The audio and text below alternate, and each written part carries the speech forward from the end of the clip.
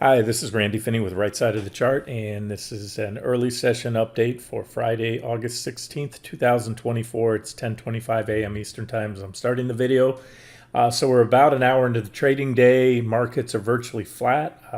They pretty much, S&P's flat, Nasdaq's flat, slightly down 0.05%. So kind of a good starting point and good time to do the video. So here's what we're going to do in this one.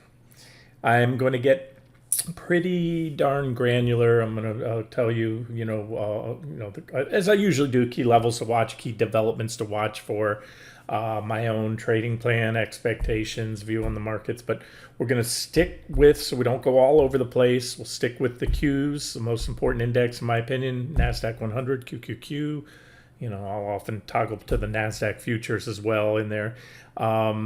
And kind of assess, what's happened, where we are, and where I think we're going, and where that may change. So I'm going to start out here on the weekly time frame.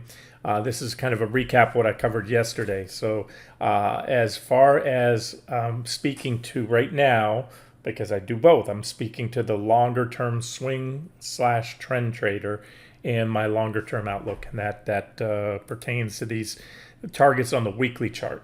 So when I'm talking weekly chart, we're not talking active trading stuff. At any one moment in time, I can have be long something in my what I call long-term accounts, less active trading accounts. I have multiple brokerage accounts. One reason I think anybody should, if you have a significant amount of money, in a brokerage account, it makes sense to diversify among different brokers. There's other reasons too. Some have better charting platforms. I use multiple charting platforms, and some have better availability for certain ETFs, and some are better for shorting. Like if you're a serious trader in short stocks, Interactive Brokers by far has the best availability of shares available to short, especially those hard to borrow shares, better rates. All right, so let's not go too far there. I will speak to in these videos, and I always try to be very clear as to what's short term, my outlook, positioning, as well as long term. Because again, at any point in time, I can be long something in one account, long-term accounts, and then short in my active trading account at the same point in time, trying to just game quick moves. Okay, so the bigger picture, nothing has changed. To recap, and I have to do this because I know there's folks new coming in the site. These are the market top ranges I laid out in late June on QQQ. We came within 1.5% of the high of that range. Had a bearish engulfing on the daily. A lot of technical evidence, breakdowns, multiple reasons to be short. And so far, only time will tell, if that is the top. When I say market top range, I'm not saying a pullback range. I'm saying the top of this bull run off the pretty much, again, the beginning of January. You want to call it the October lows, double bottom in QQQ. And, if we go up through there anytime soon, then this was just a correction. That's not a market top. It was a, significant top. We had one of the biggest drops in years. But again, we'll see. So I'm still maintaining that. So, and then that formulates, based on the technical evidence leading up to that, it formulates my outlook. And that's where, I get in a, after reversing recently and going long, it puts me back into try to look for objective levels to start getting back short again. So that's what we're going to be talking about here. Now let's talk about what needs to happen. So this is kind of a little bit busy bore. I have multiple trend lines here, but the one that I can draw this, and I'm talking about the uptrend line off the January lows, the beginning of January. And I do have it drawn different ways. You'll notice on different boards. This is that. I have a notification. The board with the longer term swing targets, and this is the trend line that I'm kind of leaning on right now. Let me see if I have it on a cleaner board. Yeah, this is pretty clean right here. I don't have a lot of lines, so you can see the reactions off those lows, couple there, as well as that last tag of the 200-day moving averages comes in perfectly and gets those as well. And so this is the one right now I'm putting the most weight on, but they're all valid. If you can move it around, I call it benefit of the doubt. If you can move it a little lower. So to summarize, and this is what I said yesterday, ideally and I'm putting ideally in little air quotes here. Ideally, we would need to see today the markets reverse and close down pretty good. If you see where we're at right now, I'm taking my measuring tool, pop-up box to the left says we have to close down about a good solid 2.5%. Now that's a big reversal. We almost 3% to get down below there. We would 3% or more. And if that happened, that would just be what I call the ideal scenario to keep the longer term bearish outlook, those longer term targets, alive and well. Does it have to happen? No. The analogy I like to use is a football game. During a football game, heading into a game, you have odds. If you, especially on the Vegas betting pools circuits, you have the line on the game, who's favored to win. As a game starts, and this is what I'm talking about trading. This analogy, it's in real time. If a team is ahead at any point in time, if you're doing real time betting throughout the game, then the odds are going to go up that the team ahead is, most likely the odds are shifting in their favor.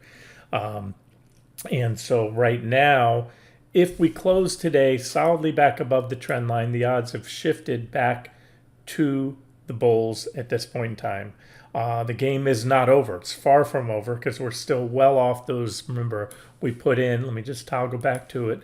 On the daily chart, we put in big, fat, bearish engulfing candles here on both the, of course, most importantly on the Nasdaq 100. It didn't just engulf one day. We wiped out the previous 3 or even maybe 4 candles right there. And that's a pretty solid sell signal. And again, that's a potential topping stick. And as such, I'm treating it that way until unless taken out. Hard stop. All right. So that means that, we can rally up here. As I said, after covering those lows and reversing, I gave you preferred bounce target areas. I gave you kind of my trading plan, my thoughts. I'm going to get into that pretty nitty gritty because I look at the comments and some people, I get it. I do a lot of this is in these videos. I wish I could type all this up and put it out for you. But I find it a lot easier and more comprehensive to do these videos. So I wanted to point out that right now on the daily chart here, and you can see it on the weekly, we're at resistance, a level that very, very much, I'm going to get to in a second, I was not only open to, but expecting. I'll get to that in 1 second. So why I started covering shorts. Closing out longs and scaling back into shorts. And that's also another operative word. There's a big difference between scaling into a position and a hard reversal. This was a hard reversal at the lows. This has been a scale in here recently back out of those longs into shorts. I'll get to that in 1 second. So back to the weekly chart, back to this board. So we need to reverse roughly, on this one, see the way I have it drawn here, about 2%. And what I'm getting at is, if this candle right now, we're solidly above the level. We also had some resistance on the daily chart, as I showed you, or I could draw that resistance level in here on the weekly if I wanted to. That would just mean if we get that close today, a red close of approximately 2%, close to 2%, as I like to say, the redder the better. That will increase the odds of these deeper targets that I have being hit. If we close green today, remember we're about flat right now, even flat, but especially if we rally today and it's another 2% up day, whatever, then it's going to certainly chip away at the case, and it's going to put the ball kind of in the near term. The odds will tip over by the as we close the week into the bullish camp. But again, very important, does not eliminate. We have to now take out that bearish engulfing candle to say that wasn't the top. I'm still going off that. Probabilities change in real time, just like betting that game during the game. But you've seen plenty of games where one team was favored to win. They were headed up the fourth quarter, 30 seconds on the clock. The team's up, they're in scoring position, they're about to seal it off, they've got a 4-point lead or whatever, they're about to score another touchdown or field goal, and boom, turnover, fumble, interception, the other team runs it back to win the game, right? So it ain't over till it's over. But the odds, guys, the odds shift. And then how you trade it will depend, how I position will depend on those odds. So hopefully that's, hopefully that makes sense. All right, let's cover the levels now. All right, so that's it. So I'm looking for that reversal there today. Doesn't have to happen. If it does, that will keep the case alive and strong and also give me confidence to go home. As I mentioned yesterday, I went up to a, although I wasn't planning on it earlier, for the reasons I stated, and I'll get to in this video, I went in and added another lot that brings me to effectively a full short position based on us hitting that level we hit yesterday. I'll get to that in 1 second. So, and now, of course, it's Friday. I got to decide, hey, do you want to go home very heavy short into a weekend and risk a big gap up? Well, that's going to depend on how we close today. And so that's why I do these videos, and that's why I want to get out well in advance. So we'll see that. Now, it's not just about QQQ, obviously. But what I look at, and again, we're going off the weekly chart here. I have multiple boards, but on Apple, this is I believe a significant uptrend line comes off the late 2018 lows right there, early 2019 lows, this purple trend line. We had one little violation down through there, ramp up, and then, but there's enough reactions that I believe it's still valid.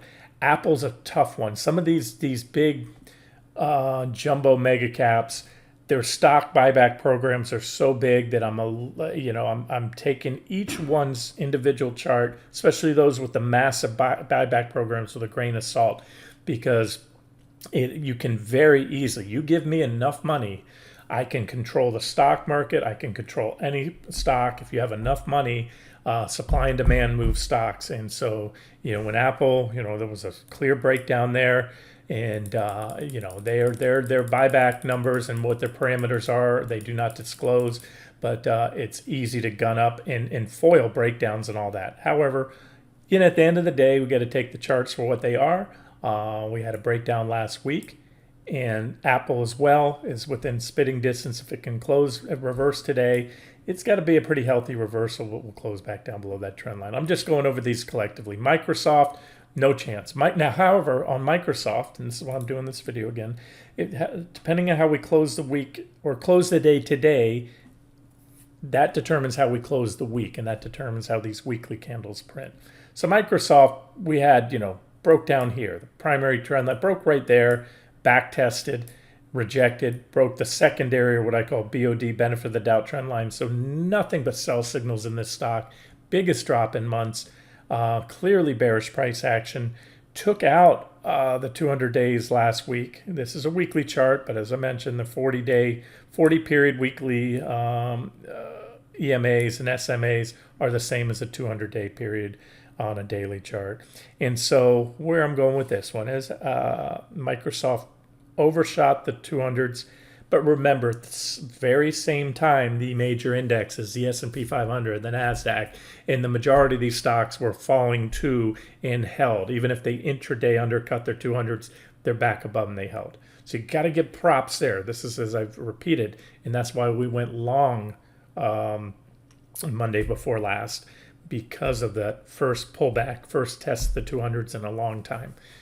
However, so we'll watch this one. If Microsoft, if we happen to dump today or next week, guys, this doesn't happen. We could be up here. We could be up here for a little while.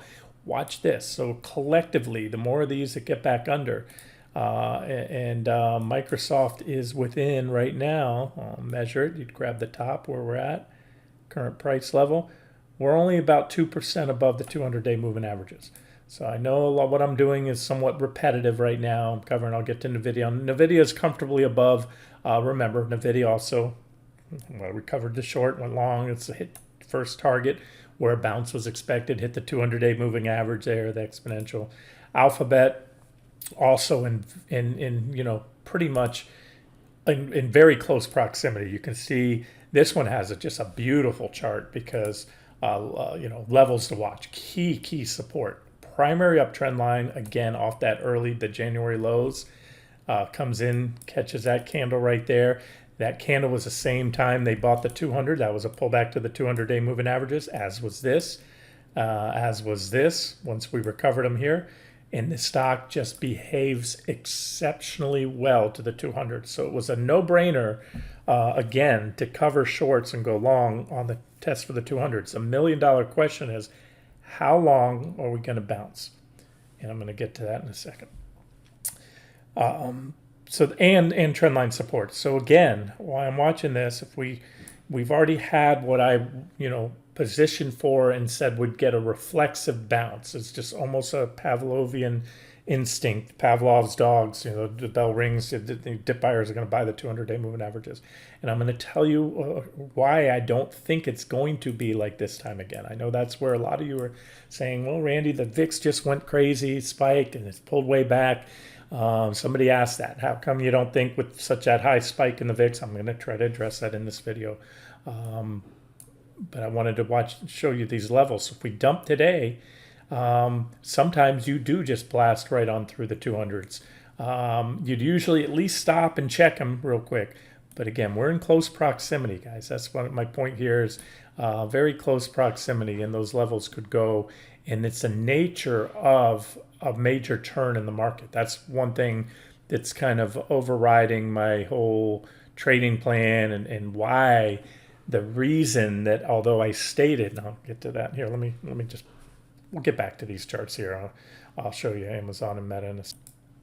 Okay, here's what I'm talking about. August 5th. That's Monday. This post went out in pre-market before the market opened. And I made, without mixing any words, very clear. And the reasons why in this post, I am covering all of these short positions in my long account and going to a full long position in my trading account. As a stock market and many leading indicators are at or close proximity to key support levels, with a pivot rate cutting cycle to begin soon, and the Fed now all but guaranteed, which is likely to be the catalyst for nothing short of an explosive rally, likely starting today. Period. Okay. We've had exactly that. We had it for the exact reasons I said. We were at the 200 days that the market would then scratch its head and say, "Oh shit, we're at the 200-day and the Fed's about to cut." And so we got, I think it's safe to say this has been an explosive rally, 12% in less than 2 weeks. But it gets better. There's more in there. So of course the reasons are here, previous and updated charts. You can go reference that post. And then somebody asked about gold, silver, whatever. That's, I didn't have an opinion there. Okay, so bounce targets. Bounce targets will be to be determined, but we'll be looking for what will probably be double-digit gains, 10% plus gains for QQQ in many of the big tech stocks. So more of a hard long here with stops and price targets to be determined. Stop allowance not to allow more than one stop rate down. So there's the parameters. Go long, stops below today's lows. Just a slight one stop rate allowed, and we never got it. We didn't need it. Either the stock market's going to completely crash. So far, not a real crash, just impulsive selling, blah, blah, blah. Or anyways, so... All right, that was it, guys. So my point is this part here, where I'm looking for an explosive rally, 10% plus gains. That never changed. Now you might want to say, you might ask, why haven't I been long throughout the whole thing? And I'll show you here. Now I have been actively trading even those, managing the swing positions, actively trading in my active trading account. So if you recall, we had initially, I gave you these bounce targets here right after, we reversed. Remember, the reversal was in pre-markets below the lows. T1, we hit, expected a pullback off T1, then another thrust up, the T2. And we went on, we hit that T1 and pulled back as well. We hit it there. I was showing you we hit it. Then there's that pullback as expected. Went up here, and then I pulled the plug right there, right at that point, and said why I was closing out, reversing back to short. And then let's go back. That was the 7th. And then what did I do again? This is me. I'm an active trader. And I always say the charts are dynamic. So is my analysis. I turned around and covered that short. we exited with a near impunity. That was right at that level. Right here, guys. So after for swing hard long there, reverse, revised, book went full short, went back short again, but then at the exact bottom cover that, posted that for you. So again, this is just kind of, you got to be fast in these markets. There's a tremendous amount of money to be made. So for those that, are confused, and I'll get to leading up to now, and I'll talk about the current longer term position. That is more of an active trade, yes. But in the reason why I covered it and reversed back to long.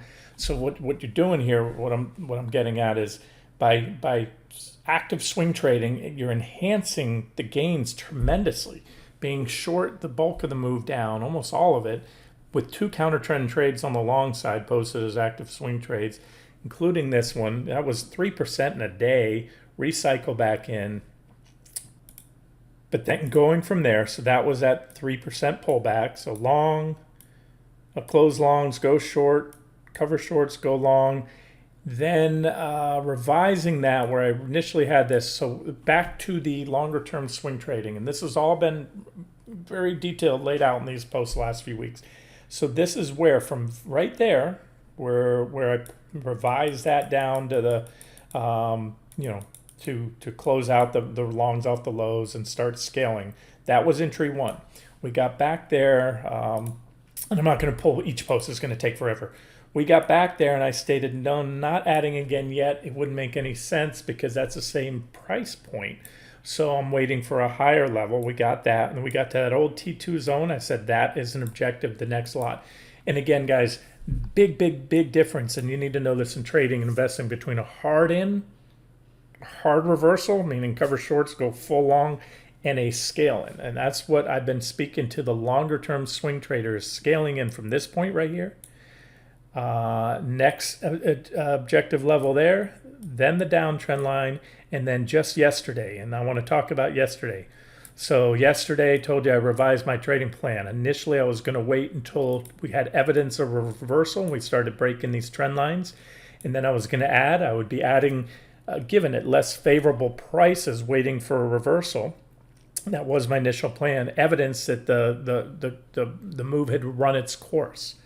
But as we went up, and remember, this is what I was open to from that day, and never, ever not open to it. I made it very clear here, the reason that instead of holding out for more, the RR just wasn't worth it. The risk-reward profile to try to milk out that last little bit there, in risking getting caught in a sudden gap down, because I try to, I trade futures, they're easy to manage because they trade around the clock, except, they shut down on Friday, open back up Sunday night. QQQ traders, at any point we just gap down big, and that could come Monday. Then it would be very hard. You wouldn't have a very objective entry if you had to chase a big gap down. So that's why I've listed these scale back in points, 1, 2, 3, and now 4. And that, as I mentioned, the last one. So that was, and now let's talk about that. I said it yesterday. That is a very technically significant level. Why? Because it's not just a pivot point. In trading, in technical analysis, a pivot point like that is a, they call it, it's a pivot reaction there, reversal.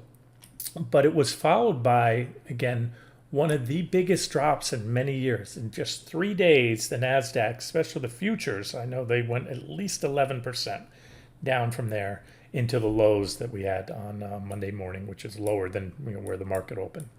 And so that's a very hard sting for those that were long dip buyers that have been buying as they have been for years, all the pullbacks here and kept getting in, and especially traders that were maybe just not even actively trading, just investors, woke up that Monday morning and said, WTF, I'm down, my QQQ position is down 16%, 17%. My NVIDIA is down 20-something%.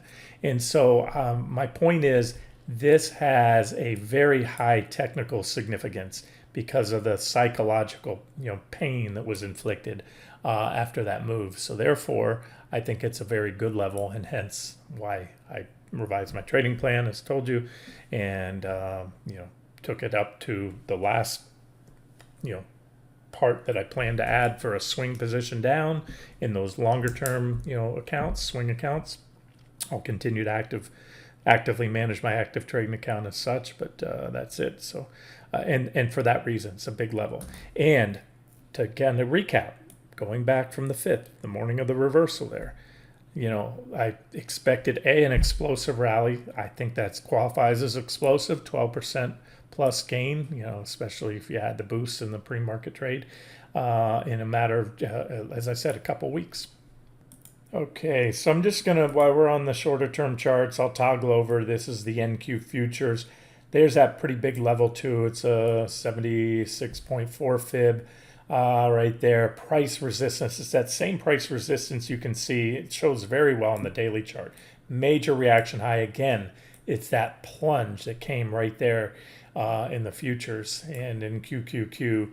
It was also resistance, breakout to all-time highs, failed breakout, very impulsive selling after the failure, rally back up, got rejected at that resistance level, and we're back to it now. On a scale of 1 to 10, that's damn near a 10, guys, so damn near it as far as resistance. So, and I like it because that lot that I added, like I said, if we go over that and we close today up and we close the week up above those trend lines, the bearish case, the case that I'm going off, my overriding, longer term, intermediate to longer term outlook doesn't get invalidated. We take that. I'll tell you, if we get up there, this is really the red zone right here. If you pop that level there and there's a big old gap, you're probably going to go to new highs. This is how the market usually works. So I have absolutely will not add any swing short positions above this level. As I told you yesterday, I will scale out if we go much above that of the lot that I added yesterday, and I will start to scale out of the remaining swing positions out of that. And I don't want to be, I'm not going to ride it up to wait for a breakout of the bearish engulfing candle. If they happen to run it and pop it and then reverse, so be it. I'll have to get back in later. So that's it. All in here as of yesterday, as I said. Looking for the reversal, looking for a red close today. Doesn't guarantee we're going to get it, but if it does, the odds shift back into the, it helps to firm up that bearish case. So let's just finish up here. Look at a few more charts. I was going over these weekly charts showing you what what the charts will look like this week or next. We can close here. We can easily park right above the 200s. It just means that so far it's a successful test. And we could go up for another week or two. We can go sideways. There's a lot we can do. I told you what will start to invalidate the case to be short or to add any shorts. I already went over that. We just covered that. Now, patience pays, and that's one thing. I make up a lot of sayings over the years, and one of them is I've always said, in life, patience is a virtue. We've all heard that expression, but I say, if patience is a virtue in life, it is an absolute necessity in trading. And I see a lot of impatience on the board. And guys, I'm not trying to poke my subscribers. I'm glad you're here. I do my best to get my thoughts out to you, and I hope everyone's success. But some of you got to have patience with this stuff. The problem is sometimes my trade, I'm so precise with these intraday charts. We get these immediate gratification, like that 3%, quick drop after covering the, selling longs, going back short. It was 3% by the end of the day, and that, you don't get that very often in the indexes. Take it when it comes. Great, we get those a lot, but then sometimes, especially when you're trading off the weekly charts and you're trying to position for a bigger move. And again, I need to reiterate this. I know it's repetitive, but this was all along from day one. Scale in, never a hard reversal. So the average cost, if you look at 1, 2, 3, and now 4 lots, is somewhere right around here. So we milked the bulk of this run up, turned around, reversed it, added another 3% there, turned around, made it long there, started scaling in here. So the average cost on shorts is right there. And I say that because there's, and I understand there's the trolls are minority on the site, but I don't know anyone that's been shorting this thing from the bottom. In fact, I don't see anybody on the site. So who you're poking? You're not poking me. You're not poking anyone else, because I don't call any comments where anyone else was starting to short here. So I don't know if it's just whatever that is. So this is it, guys. These are the big levels we have right here. Is it the be-all, end-all if we don't reverse this week and close back on or below the 200? Not at all. It's not going to change anything. What's going to change things? The technicals change here on the daily chart. That is a very good resistance level. It's a resistance level all along, even though I gave you my preferred, bounce target zones, the downtrend line, all that. By the way, the downtrend line, you never really had a distinct third reaction. It's really not a valid trend line. I'm going to take it away now for that reason. I always say trend line, any 2 points can be connected at random. We had, this initial, if you have two candles, I consider that one cluster. It could be 5 candles. That's one reaction area. There's another second distinct reaction. We never really got a confirming reaction there, so it's not much of a trend line. Props to the bulls, took out this trend line right now. But again, this is a daily chart. Toggle back to the weekly. This is what I'm looking at. This is bigger picture. When volatility is high, this is when you're going to shoot through, as I expected. Remember, we didn't cover when the 200s were regained. That's what a conventional trader would do. They would never short. A conventional trader, mechanical trader, would have shorted the break of the 200-day moving averages, because that's a bearish sign, right? That's a purely mechanical trader that doesn't, says, well, if we're below the 200s, I'm going to be short. Well, they got smoked. We did the opposite. We allowed it. I fully embraced and expected the overshoot, because we had a tremendous it's what I call a momentum fueled overshoot. It's another term I've made up years ago. When you have a near vertical drop or a near vertical rise, it is more than common to overshoot a resistance level and then come back and check that resistance level. That's what we call a momentum fueled overshoot. And so we had a Momo fueled overshoot of the 200s. We reversed, then we recovered them. Once the masses saw they recovered, you got that explosive rally, right? So what did we have? We had an explosive rally. What did we do? We overshot these trend lines. So again, if we close the week on them, or maybe we stay here this week, that's fine, and then next week we drop below them, or 3 weeks from now we drop below them. Okay, that'll be important. Now, we've already tested and checked the 200s.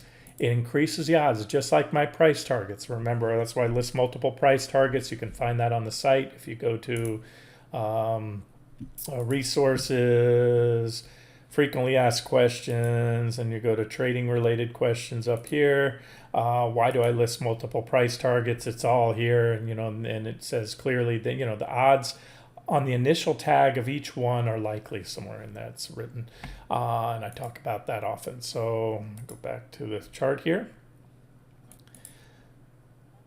So the 200 days were a target. I've been calling for a pullback to the 200 server. That's the initial tag. Now, sometimes you check them again, you can check them for weeks. I've seen that happen. Sometimes it's one and done, like back here. And then other times you check them for a while, you bounce off them. My point I'm trying to make is that now that we've already checked them, it increases the odds that the next time we go down, it just increases the odds that we can go down through them. Again, doesn't mean we can't bounce again, do it 5 times, or never look back, take off now that we've already hit them once, or maybe hit them again. Again, it just simply increases the probability that the next time we go down to check them, we're going to go down through them and then open the door to my next targets. Okay, let's talk Mr. VIX. VIX Volatility Index. Somewhere I didn't verify this source. I'd glance headlines a lot of times. I don't want to read the article. I didn't read this one. It just said the VIX had the biggest drop on record. Maybe, and somebody asked about, hey, can you get an update on the VIX? Yeah, okay. So I threw out the VIX trade. The VIX, okay, first of all, the VIX exploded upwards because we had those sell signals and the big drop that we had went down to the 200 days. And the VIX imploded. Remember, the VIX trades inversely to the stock market. To be bullish to the stock market, to be bearish to the VIX, and vice versa. For me to expect an implosion or explosive rally in the stock market, that's probably going to be double digits, which we got. means you're going to have an implosion in the VIX. It overshot where I thought it would go back to, but we're right now, we haven't exceeded where I thought this bounce in the market can go to. And so again, I still like the VIX here. Except with the VIX, you got to be a little more Johnny on the spot. I wouldn't go very heavy on the VIX until at least next week, and we see if we can fall back below those trend lines. Maybe today, if we had a hard dump in, big red day today, redder the better. Again, 3% would be great. At least 2% red close. We closed green today. We're back above those weekly trend lines I just spent a lot of time covering on the charts of QQQ. So hold off. So the VIX, this VXY, remember, you're going to have decay. This is not going to track as well as the VIX futures. It's an ETF or an ETN, one of the two, that tries to track the VIX by buying futures, but they've got all kinds of expenses and rolls and all that stuff. They got to keep rolling the futures. It's got some support there. And I would, like I said on it when I mentioned, I added it back as an official trade here. I've been talking about all these objective pullback targets, but this is where I made it official because we've run that double digit, pretty much the upside of where I thought this bounce might go. And I still like this one heading into next week. Nothing heavy. Mild exposure or on VIX futures, and then get ready to throw it away if not. So the meltdown, I just wanted to comment on that, was simply commensurate to the move in the market. Now I want to expand on this a little further. All right, let's go back to the spot VIX. That's a little more accurate to use. I've got different boards here. This is a daily chart. Busy. But remember, the bigger picture, we're coming off this big divergent low. It looks to me the initial shot across the bow. A lot of times you'll see that. You get those initial shots across the bow. You get a VIX pulling back and then another leg up. So a couple things, guys. We never hit this end of bear market thing. There was no fear back at the 2020 lows, very little fear. The VIX went up, but it didn't even hit where it usually ends. So this is where, and I will acknowledge, we hit that level that I've had where from 2009 to 2021, all bull market corrections have ended with a spike to that level. This is when COVID hit. This is the last real bear market in '08. And this is where we got now. We kind of split the difference there. So it was certainly a spike. But let me say this. This meltdown in the VIX and this is one of my favorite indicators. Remember, the VIX is based on put and call selling on the S&P 500. But what I look at, I love to watch, and I always have, and I've shared this with you many times, the put to call, the equity only put to call ratio index. Okay, so years back, I came up with this level right here. Extreme bearishness, this little green zone. And this says tags of the green lines have provided some of the best long entries in recent years. Basically, you can see when you get there, there was the start of that was the best time in history. You had a couple tags right before it. It's not an exact timing indicator. It's conditions like divergences, overbought, oversold conditions. Those are conditions in the market. They're not a hard entry. That's where we use. We zoom down to 60-minute charts and daily charts, and we look at resistance levels and support levels and breakouts to know when to go in. But when you align those entry points here, you can see that was the big Q. That was a sideways market, bear market really for 2 years. We had two big corrections, almost 20% drops. Market went sideways for a year and a half. Again, you can see the biggest drops here. And this one right here, there was a perfect entry there. That was the biggest, that Q4 2018 drop right there. COVID right there. This is kind of drifted, but we hit the levels there. So my point is this is a very, very useful indicator. And you can see here when the October lows were in, look at this. There was a lot of fear on this indicator back then, right? It certainly was pinning right there. You can see the extremes. We had the biggest correction since the lows were put in back in October of 22. Remember, in the S&P, it was about a double bottom for the Nasdaq on early 2023. You had, we started getting right here. That was the first time we hit my green zone, and it was right there. We had a couple tags, There was a lot of fear in the market, right? And boom, what did we get? We got that. Okay. We had one pullback here. I think you can see this. Let me zoom in a little tighter for you. Hold on. Let's go and take it down to a few years here. And now you can see it here. Boom, right there. After that correction, we had some fear that got us up to my green zone. I just haven't shifted this line over recently. These pullbacks, see, you were getting fear here. And right there, this is what it said. And so what happens, guys, it's just very similar to, remember a few weeks back before the market topped, I cited numerous reasons. I had to have close to a dozen reasons, breadth deterioration, all kinds of indicators, including in the short interest. We had a record year, 52-week low short interest in QQQ. So it's a lot like that. When the shorts have blown out of the, they've given up, short interest is at a low, those set the conditions. And remember, I don't do it often, and I told you that. I was warning of a market crash before the market just crashed. And using the, among other things, those extremes in positioning, as well as that customized Hindenburg omen for the Nasdaq 100 I created, which was firing multiple signals, telling us an increased risk of a crash. And that's what a lot of media has called it, a crash, and what we had recently. But look, where am I going with that? All right, so we had the call it a market crash, call it whatever you want, biggest drop in years in the Nasdaq, right? And this is the S&P. The Nasdaq was a bigger drop. I'm just showing this chart has an S&P. And what just happened now? Nothing. There's no fear. So this plays in very much, and the implosion of the VIX, which again is calculated based on put and call buying. It's not the same as this. It uses a different methodology, but this tells me there wasn't enough fear. As much fear as you might have had if you were very long the market or didn't know what to do at that point in time, just watching it plunge. This tells me right here, this is, there's all kinds of sentiment indicators out there. The popular one is the AAII, which is the American Association of Individual Investors. And that's what I always say, it's a sentiment indicator in rhetoric, because those participants who are surveyed every week, they can say they're bullish and plan to buy stocks, or they're bearish and they plan to sell. They think the market's going down, but they may change their mind. They don't have to buy. This is where people's money is, where their mouth is, because they're laying bets. This is showing you. And so when you don't see the put to call ratio spike up to extremes, it just means, guess what? The market participants as a whole weren't that afraid at the recent lows.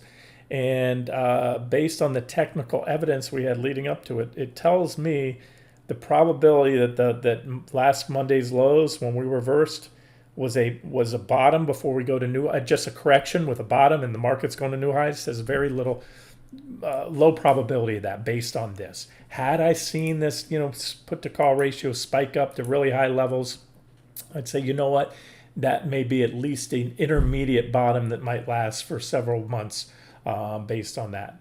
Okay, so I wanted to cover that, and again, it ties into the VIX. So that coupled with the implosion of the VIX tells me they just gobbled it up with no fear, as anticipated. It's 200 days with a Fed rate cut coming. It doesn't get any better. It doesn't matter all those trends that started the whole thing. Unemployment's been clearly shifting up. I covered that pretty detailed this week, showing you that chart. And on that chart, I'm talking about the unemployment data, the unemployment numbers clicking up. We're in a clear uptrend, and the market got all giddy over a softer, which I said is just aberrate. Within a trend, it's the little zigs and zags. I don't have that chart queued up here, but I'm talking about, these little, within a trend, these little zigs and zags.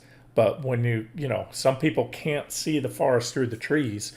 And as I showed you in that chart recently, there's a clear trend that the job market has turned. And at no point in history, going back as long as those numbers go, I think it was 60-something years, have we ever seen a turn that is so clear and visible that the trend has changed and did not have a recession follow.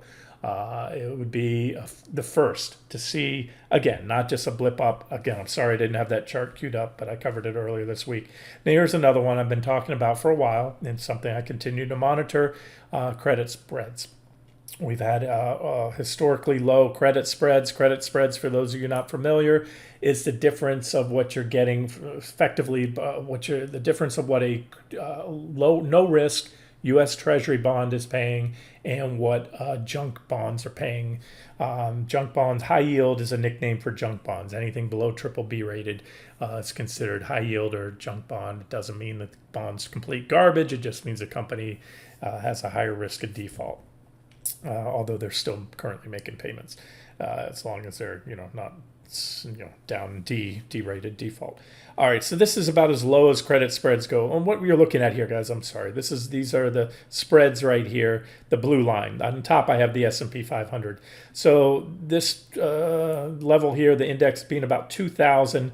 You can see here is about as low as we get, right, on credit spreads. And as I've talked about recently, heading into this, the recent market tops, I said we're at, there's virtually zero risk priced into the credit markets right now. And one thing I'm watching for and anticipating and expecting is a blowout in credit spreads. You have, those are dangerous conditions when there's virtually no risk priced into the credit markets. And just like the job markets, what happens is that's one reason, a lot of folks, and why you wonder why the hedge funds stepped in and pension funds, everyone bought the dip at the 200 because credit spreads are low, signaling no risk, no pressures in the economy right now. Well, we always start from that low level, right? And it seems to get low for a little period of time, and then you tick up. And sometimes the tick up is a little aberration, but you can see here, once you start to clearly get away from there, and we got up. This is one of the biggest upticks on that recent drop. We've abated. Here, I'll show you. You're going to zoom in here a little tighter. Credit spreads have dropped off recently, but they're still coming off. That was a big spike up. So this may be, as I figure the stock market is, probably the first shot across the bow, like you had right there. And the S&P had a little hiccup, then it rallied. Then, credit spreads abated, came back down. Then they started going up more. So see where really what you want to watch for. See right here when credit spreads had another run up and they popped and took out that previous high. That's when it was all over. This is that big bear market we just had from 20 or beginning of 2022 in the S&P down to October, right there. That's the S&P up top. And so I'm watching this very closely. And credit spreads at this point in time, I'm not the only one watching this. I promise you, smart money's watching this. And I can all but promise you that if we get another leg, if next week resumes the selling and we get down anywhere near those 200s again, down to the recent lows where we reversed 2 weeks ago almost, then you're going to see this tick back up. You pop this level here. What that means, in my opinion, VIX is going to rock it, and QQQ will most likely be on the way down to my next targets here. T3, it will probably go right past T3. I wouldn't, there's a good chance at this point in time we'll have a pretty quick swoon down to T4. Again, these are all ifs, guys. There's not, hard. I already talked about, my trading plan, my near-term positioning, where I'm going to scale out, start covering, shorts, swing shorts if wrong. So it's not like I'm going to ride this thing up to the moon short. But if we go down there from where we're at, that's about 27%. So I talk about RR all the time, risk reward. So that lot that I added on yesterday, my stop is so tight that we're talking, I'll give it 1-2% above where I shorted the highs yesterday. So call it 2% to go for a 26% drop. That's better than a 10-to-1 RR. I'll take that all day long. Now, again, the average, scaled in, so my average cost is a little bit below that, but still, this is what I'm looking at, guys. Big picture stuff. That's all big picture. I've spent a lot of time, a lot of detail in this video talking about it. Right now, everything looks hunky-dory, feels hunky-dory, just like it felt like the world was coming to an end. This is that mindset, especially in bear markets. If you don't know what you're doing, you're new to this, just watch, learn, listen, learn from my mistakes. I'll tell you where I'm wrong. I always guarantee you that's the one promise I'll give you is I'll be wrong a lot. Everybody's wrong. So don't put all your eggs in anything I say or any one position. Spread your bets. Do what you feel comfortable with. But and